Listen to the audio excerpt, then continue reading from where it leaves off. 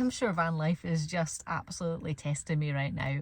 Like, this is like week 2 and it's insane the stuff that's going wrong.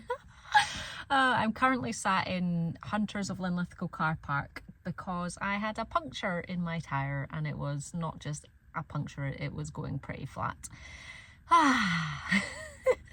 But these things, it's good for these things to happen. To be honest, they would have happened regardless of whether I was living in the van or not. Like, this van is still used for my daily getting abouts and stuff, and even if I lived in a house, this is still stuff that would have happened. But it's just hilarious it's all happening in this like space of time when I've literally just decided to move into it. But there's been great lessons to it. So like, I'm actually here in Linlithgow because I had a strength session at my gym with my personal trainer, and because I don't have notifications on my Instagram, I didn't get a message, and I turned up there and I was like, where is he? Yeah, so I got a message saying he was looking to rearrange, and he sent it like way in advance. I just didn't go on and check, so that's on me. But it was a good thing because I looked at the back. I don't know what made me look at my tyres, but I was like, oh god, that's pretty flat.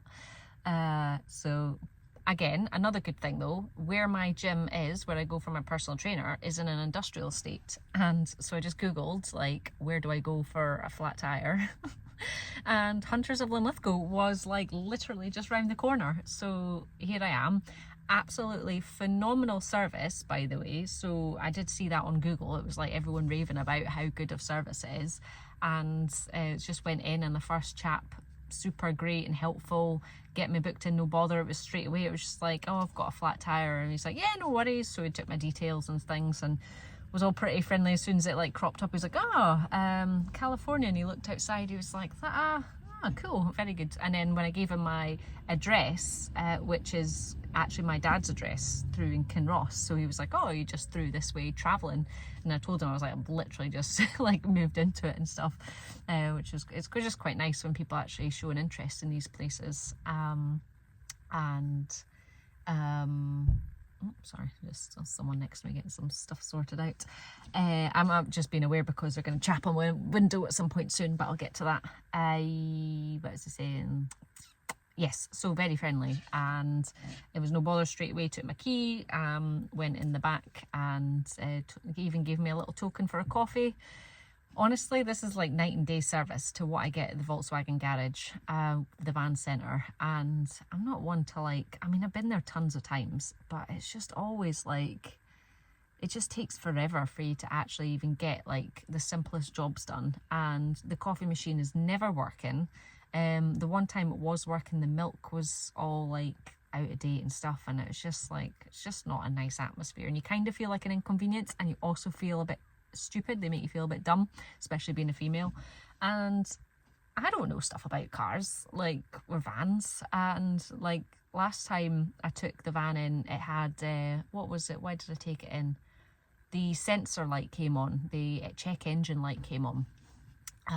So I took that in, and it was just a sensor issue. It wasn't anything wrong with the engine or anything. And for them to replace the sensor, well, yeah, they had to order a spare part. Oh, I can't remember now what happened, but so I ended up having to go to the garage 3 times just for this one issue, because the first time was checked it, then they're like, oh, we have to order a spare part. So then I came back for them to do that, and then when they went to replace it, it had like fused with the DPF. And so when he said that to me, and he was like saying about how they need to now order a new DPF, and I was just like, I don't know what a DPF is. A diesel particulate filter is. I still don't know what that is, but at least now I know what DPF stands for. And so yes, then I had to come back and get it all replaced and stuff. So it's fine. It was good. But they do kind of make you feel a bit like thick. Whereas here, no bother. So what happened was they just keep coming back and keeping you updated as well. The guy was phenomenal, really good. So he just came back and was just like, oh, the guy's had a look at it. He's like, he's not sure. He's going to try and salvage it for you. But it's, you know, he's and then he just asked about the spare tyre. Is it okay to put the spare tyre on? If you can't, at least then it keeps you mobile, because they don't have my tyres in stock. I was like, yeah, absolutely fine. So so when he came back and updated me and said, where do you know where your bolts are for the spare tire, because I've got after sales tires which had different bolts. Again, I don't know this stuff. This was my ex that was sorted out all that sort of stuff in this thing. I kind of wish I knew, but he wanted to do that all and was like, oh, that's a man job, and that's fine. That's fine. I'm glad I'm learning about it now. So yeah, no, I don't know where the bolts are. Do not know. I said they might be in the glove compartment box, but no, they weren't there. I have a feeling they're probably somewhere in my storage container, so I could have a look, but I was like, you know what, can we just get some new ones? So he's no bother, ordered me some new bolts, because obviously if this get a puncture like on the motorway or something, I want to be able to replace my own tyre. It's just having a wee neb, something's going on out there. Anyways, next thing I need to do actually is watch a YouTube video on how to change a tyre. So yeah, and then they did a health check while they were looking at tyres, and it looks like, again, it was like what do you say, something about exposing thread or something like that. And again, I was just like, what does that mean? And he was like, oh, I'll show you, so you can come through and have a look. So that's what it did again. So you don't feel like they're taking the piss and like, apologies for that language, but like, yeah, they're not like just saying, oh yeah, your tires need replacing. He took me through to the workshop and showed me them, and actually now, A, I understand what that meant on the bit of paper, and B, I can actually see the evidence that, yeah, okay, the tires are starting to wear, not just like wear the tread, but like there's some like sort of rips in it that's starting to expose the cord, I think it was. This is my problem, I can't even remember anyway. So what I also did a few months ago was my front tyre tread at the shoulder bits were actually starting to wear, so I switched those around and put them on the back. But now it is getting to the point where they're all down to, well, the back ones are down at 3 and then the front ones are like 5 and 6. So yeah, so we couldn't put the spare tyre on because I don't have the bolts, and so then he was saying, and they don't obviously have other tyres in stock. So I was like, well, what do I do? Because obviously I need to get away. She's like, well, we can order some in. And I was like, well, how long will it take? And he was like, I could probably get this afternoon. And I was like, really? This afternoon?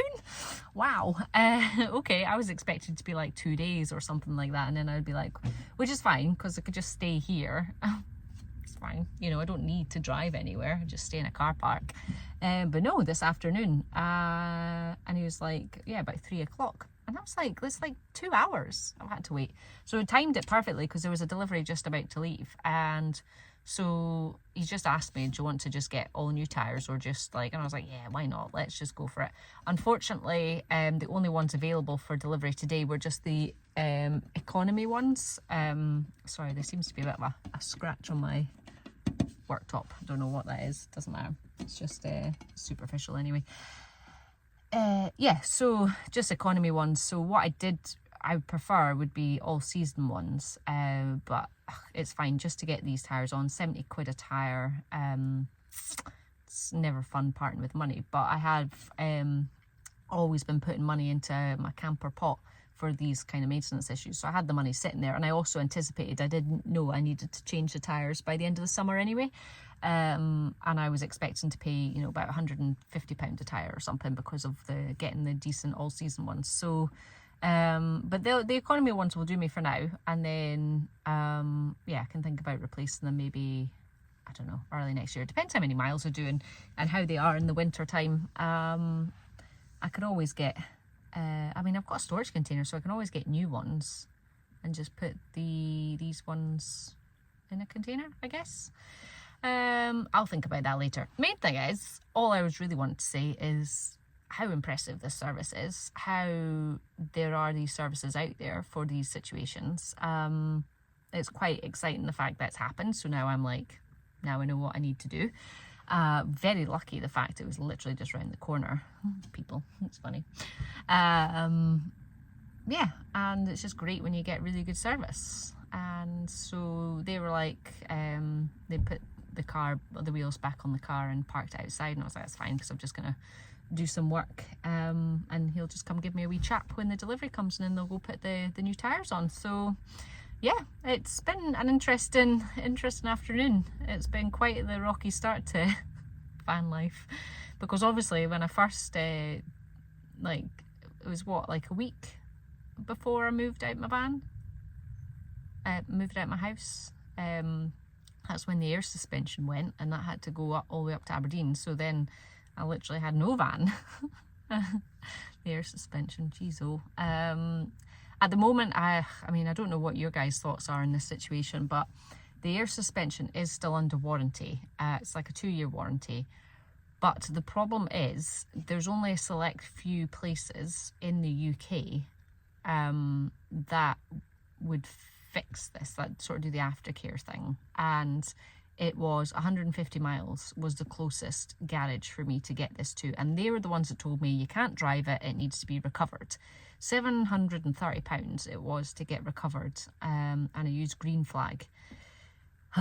Do I even want to get into this situation with you? Because it was, I'm not one to get too frustrated, but this did frustrate me. So so first of all, like, because of the VB air suspension system failing, it was their fault that it failed, and it was their fault that I couldn't drive it, and it's their fault. Fault's maybe a bit of a strong word, but it's their setup that means that it's that far away for me to get like it fixed at one of their specific garages.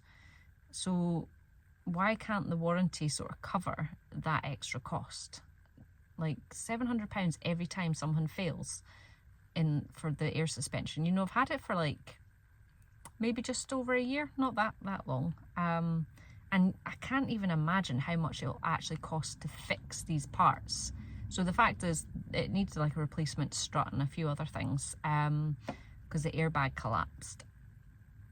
So yeah, this time it got covered under warranty, but like,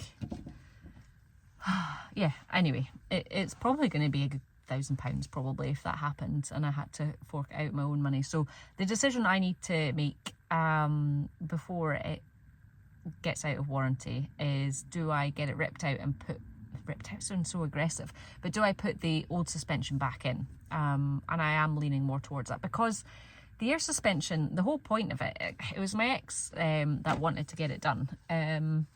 So I mean, this is my camper. I bought it with my, you know, it's my down payment and things, and it's in my name, but we both got use out of it, and he wanted to sort of mod it up, and the air suspension was his idea.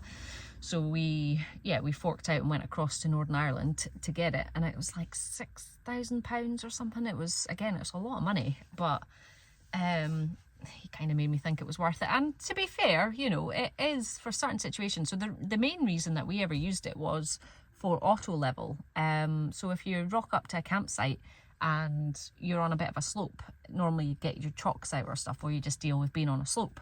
But this one, you just push a button and it's got like 4 independent airbags that all change air pressure. So then it just auto levels to a certain point. There's obviously limits to how far it can do that. So those situations are good. And also it can lower your height, the vehicle height. So if you're ever at like, you know, the barriers that you have to be like max height 2 meters. I mean, this is 1.99 meters, I think. So I get under them, but if you were to put like roof bars on it, not a roof box, but roof bars, then you'd be over it. But if you dropped your suspension, the air in the suspension, then you can get under it. So there's that benefit. And then there's other like modes and stuff that just make it more comfortable to drive, but I don't faff with all that sort of stuff. So anyway, in the grand scheme of things, I barely ever use the functions anyway. So, and I've been reading tons and tons of forums, so I reckon, I mean, it seems like it's a big problem for a lot of people, and a lot of people have ended up just getting it taken out and the original put back in. Or an alternative, there's a guy down in London, CRS, I think it is, or something, I can't remember now. But he's got a system that's that people rave about and say is good. But I wouldn't. The reason why we went for VB is because that's like a VW approved system, which doesn't impact the warranty. So this van has a 5-year warranty. I'm about 2.5 years into that now. So getting the air suspension, the VB system put in didn't affect that. Whereas if I was to get a different system, then it would. So what I need to also figure out is, so I've still got like 2.5 years of that warranty. So if I was to rip it out, I'd have to put the original back in. Otherwise, yeah. I mean, I think. Anyway, this was just going to be like a 5-minute video. I can waffle quite a bit.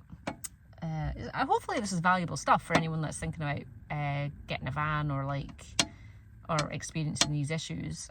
You know, it's not like these are also, the thing is, it's like having a house. You're going to have these issues. See how many people I know that have had their house flooded, that have had pipes burst and things like that. So the way that I relate these situations is it's just the kind of same situation as that. You know, if you get like a burst pipe or your boiler breaks down, these are issues that you need to get fixed that often cost money. And it's the same with this. This is my house now, and if it breaks down, it's like, well, you just need to get it fixed and you think of a plan B. And also, even if you had a car, you get chipped windscreen, that needs fixed, you can get punctures, like, you know, it's not because I'm living in a van now I have more likelihood of problems. These are problems that happen. It's just different kinds of problems that will arise and stuff. So I just thought I'd share them with you because this is like week 2 and it's here I am getting a puncture done. It's kind of fun though. But also like the benefit though, so see if I was just in a normal car, I would probably not be sitting here right now doing my work meetings in a comfortable environment, possibly easily making myself a cup of tea, making myself a sandwich, because it's a car. You don't have all these facilities like I do in my van. So yeah, there are definitely benefits to it. I don't know if I said everything that I wanted to say. I don't even know what I really wanted to say. I think it was just like, yeah, puncture life. Woo! There we go. I wonder what else is going to go wrong. These things happen in threes, they say. So if it's all van related. I mean, to be fair though, at the time when the VB suspension went, that was things happening in threes because my wee dog Bowski ended up in the emergency vets that weekend as well. Like £1,000 spent right there. He's fine and he's on long-term meds now for the rest of his life for his wee heart. There was something else that happened that weekend, but I can't for the life of me remember now. But it was quite a weekend. Anyways, right, I will leave it at that. 17 minutes of pure waffle. No, helpful, hopefully. And yeah, I will perhaps give you a wee update on the end of the week again. And I cannot believe it's August already. What am I up to this week? Just working away, really. It's been quite a busy week with my coaching. I'm a run coach, if you didn't know that. I have been processing, working on my travel blog and van life blog. That's not launched yet, but I'm sort of working on that behind the scenes. And Thursday I'm going to go see the Odyssey again. Like I said in my last video, I highly recommend it. This time going to see it in an IMAX, not an IMAX cinema, but an IMAX screen. And again, I didn't know anything about IMAX and the differences and what 70mm means. 70mm apparently is film, actual film, whereas what we'd normally see things is digital.